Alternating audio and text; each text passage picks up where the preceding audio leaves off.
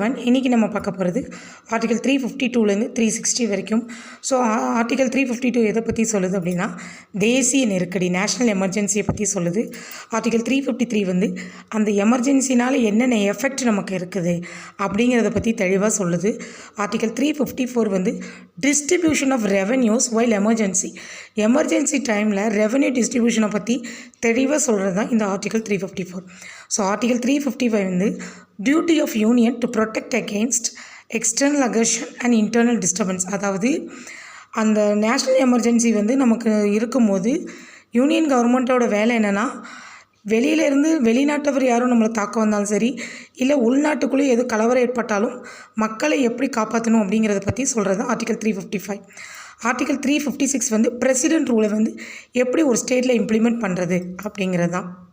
Next article 357 exercise of legislative powers under article 356. So 356 போட்டதுக்கப்புறம் அந்த legislative பவர்ஸை பற்றி சொல்கிறது. ஸோ 358 வந்து suspension of provision under article 19. Article 19 எப்படி சஸ்பென்ஷன் ஆகிறது அப்படின்னு பார்க்குறது தான். ஸோ ஆர்டிகல் 359 வந்து suspension of the enforcement of fundamental rights. So எப்படி ஃபண்டமெண்டல் ரைட்ஸ் எக்ஸப்ட் 20 and 21 தவிர மற்றதெல்லாம் எப்படி நமக்கு வந்து சஸ்பெண்ட் ஆகுது அப்படிங்கிறது தான். ஆர்டிகல் 360 வந்து ஃபினான்ஷியல் எமர்ஜென்சி. தேங்க்யூ.